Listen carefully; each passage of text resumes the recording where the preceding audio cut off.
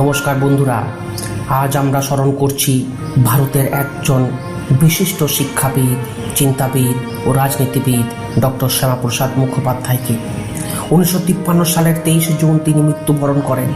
তার মৃত্যু শুধু একটি ব্যক্তিগত ক্ষতি ছিল না, বরং ভারতীয় রাজনীতির ইতিহাসে একটি গুরুত্বপূর্ণ ঘটনা হয়ে আছে। ডক্টর শ্যামাপ্রসাদ মুখোপাধ্যায় 1901 সালের 6 জুলাই কলকাতায় জন্মগ্রহণ করেন।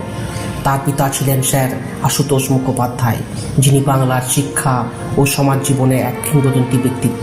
পিতার আদর্শ ও শিক্ষার পরিবেশে বেড়ে ওঠা শ্যামাপ্রসাদ খুব অল্প বয়সেই অসাধারণ মেধার পরিচয় দেন। তিনি শিক্ষা জীবনে একের পর এক সাফল্য অর্জন করেন এবং মাত্র 33 বছর বয়সেই কলকাতা বিশ্ববিদ্যালয়ের উপাচার্য হন।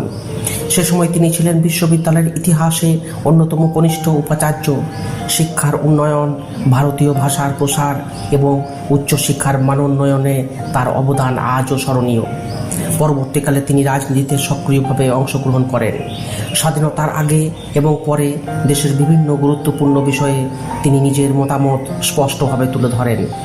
স্বাধীন ভারতের প্রথম মন্ত্রিসভায়ও তিনি শিল্প ও সরবরাহ মন্ত্রী হিসাবে দায়িত্ব পালন করেছিলেন, কিন্তু মতাদর্শগত কারণে তিনি পরে মন্ত্রিসভা থেকে পদত্যাগ করেন।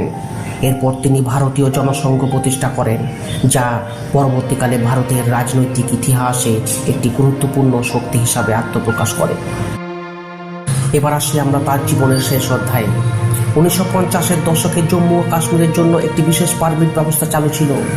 ভারতের অন্য অংশের নাগরিকদের সেখানে প্রবেশ করতে হলে বিশেষ অনুমতি নিতে হতো। ডক্টর শ্যামাপ্রসাদ মুখোপাধ্যায় এই ব্যবস্থার বিরোধিতা করেন। তার মতে একটি স্বাধীন ও ঐক্যবদ্ধ দেশের মধ্যে এক রাজ্যে যেতে আলাদা অনুমতি প্রয়োজন হওয়া অনুচিত। এই আন্দোলনের সময় তিনি একটি স্লোগান দেন, যা পরবর্তীকালে খুব পরিচিতি হয়ে ওঠে: এক দেশের দুই প্রধান, দুই বিধান, দুই নিশান চলবে না। 1953 সালের মে মাসে তিনি পারমিট ছাড়া জম্মু ও কাশ্মীরে প্রবেশের সিদ্ধান্ত নেন। সিদ্ধান্ত অতিক্রম করার পর তাকে গ্রেপ্তার করা হয় এবং আটক রাখা হয়। আটক অবস্থায় তার স্বাস্থ্য ধীরে ধীরে খারাপ হতে থাকে। তিনি অসুস্থ হয়ে পড়েন এবং পরে তাকে হাসপাতালে স্থানান্তর করা হয়। দীর্ঘ চিকিৎসার পরও তার অবস্থার উন্নতি হয়নি। অবশেষে 1953 সালের 23 জুন মাত্র 51 বছর বয়সে তিনি শেষ নিঃশ্বাস ত্যাগ করেন। তার মৃত্যুর পর দেশ জুড়ে শোকের ছায়া নেমে আসে। একই সঙ্গে তার মৃত্যুর পরিস্থিতি নিয়ে নানা প্রশ্নের উত্থাপন হয়। অনেকেই মনে করেছিলেন যে ঘটনাটির আরও গভীর তদন্ত হওয়া উচিত ছিল। এই বিতর্ক ইতিহাসে দীর্ঘদিন ধরে আলোচিত হয়েছে। তবে রাজনৈতিক মতপার্থক্য যাই থাকুক না কেন, ডক্টর শ্যামাপ্রসাদ মুখোপাধ্যায়ের দেশপ্রেম, নেতৃত্ব এবং দৃঢ় ব্যক্তিত্ব নিয়ে ইতিহাসবিদদের মধ্যে বিশেষ গুরুত্ব রয়েছে।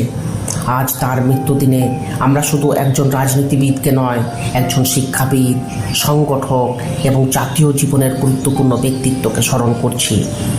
ইতিহাসে কিছু মানুষ তাদের কর্মের মাধ্যমে চিরস্মরণীয় হয়ে থাকেন। ডক্টর শ্যামাপ্রসাদ মুখোপাধ্যায় তাদেরই একজন।